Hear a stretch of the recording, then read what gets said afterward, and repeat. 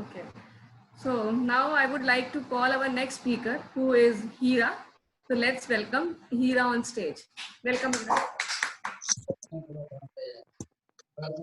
Thank you, Pallavi. I will start from that point where Dilip Rai has stopped. I would like to ask one question to everyone. How many of you have blamed your parents for the situation which you faced? Yeah, please tell me. Yes, I have. Yeah, please tell me. Me I have also blamed. sometime. Me also. I did Okay. that. Okay. So did you ask your parents anytime that why you did so? That's why I am in tough time. Anytime you tried to know about the fact why did they do so? Because they have their I hadn't personal dared to ask opinion, na? my. So that I asked many times, but they have their personal opinion on that, and maybe they are right on their opinion, but in my point, that is not right. So Right. sometime I blame. You are absolutely right. Exactly. We are not knowing about the facts what they faced at that time, right? So we can't blame anybody for our tough situation. Or if we blame anybody for our tough situation, did we blame ourselves anytime? Why we are facing this situation? We never blame ourselves. If we are not blaming ourselves, then how can we blame others? We should not do that because it's a sin, particularly blaming our parents. They did not do well for us. So this is a sin according to me.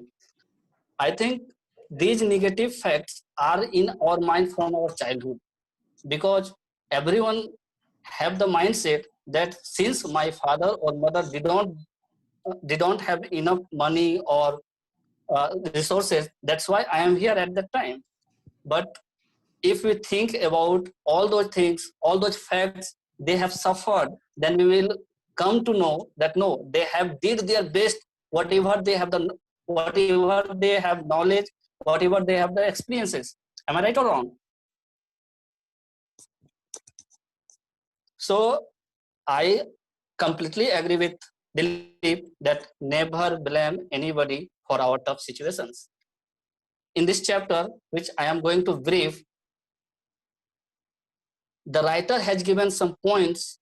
How can we overcome these factors? How can we remove our negative thoughts, negative thinkings from our mind? He has given a very good example of cleaning our home. What do we do when we clean our home? We put all those unnecessary things into the dustbin, and after that we throw them all to outside our home, right? In the same manner, we must throw our all negative thoughts from our mind if they are not necessary for our present time or for our future time. This is the main central point of this chapter. One more thing I would like to share. If we take the example of rose, what we see from initial to last time, the rose is a beautiful flower. It is perfect. Why? Because it is changing every time as per the time requirements.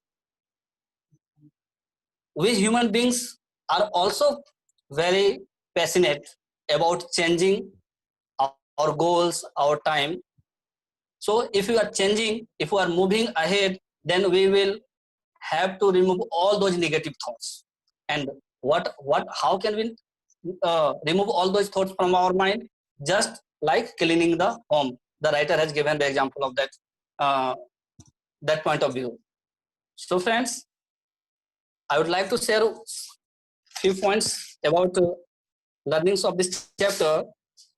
People who already love themselves can love themselves even more.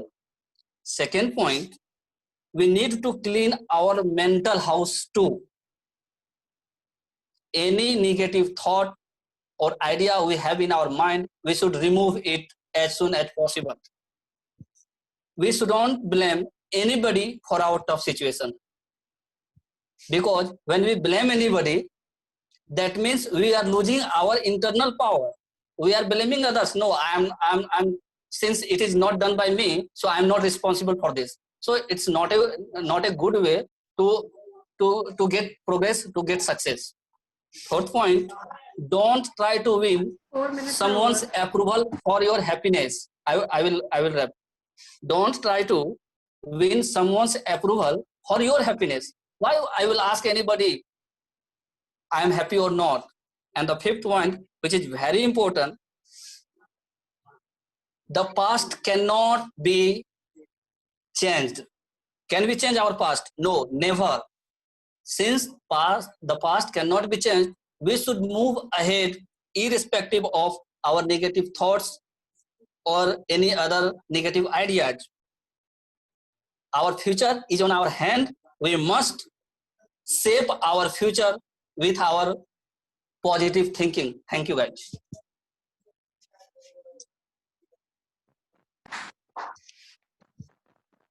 Thank you, Ira.